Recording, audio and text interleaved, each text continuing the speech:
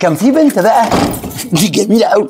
البنت دي كانت بتاخد عندي درس وشاطره قوي، شاطره قوي يعني يا بنوب، يعني شطاره مش طبيعيه. بس عندها مشكله واحده بس، باباها ومامتها ناس محترمين جدا وافاضل، بس شغلهم ما بيسمح لهمش يكونوا متواجدين معاها قوي، وانا كنت متقرب منهم بس يعني مش بدرجه كبيره.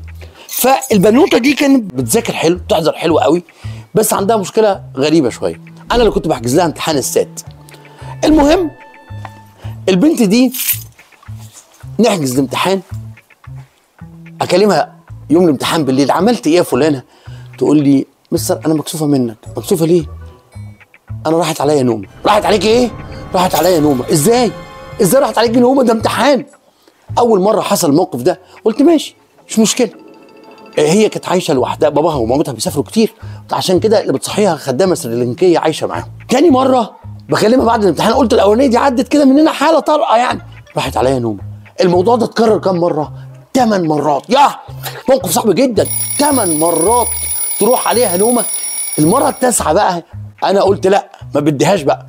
قررت، طبعا باباها ومامتها كانوا في غضب عنيف، بس برضه مش عارفين نحل المشكله ازاي، ما هو عندهم سفر وشغلهم يعني في مناصب حساسه.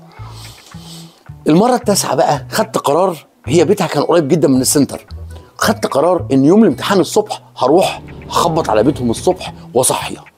وفعلا قد كان، رحت الساعه 7 الصبح قبل الامتحان، عندها السواق بتاعها وعندها الست السريلانكيه طبعا مش معانا في البلاله، مش فاهمه ايه الاهميه بتاعت اللي احنا بنعمله.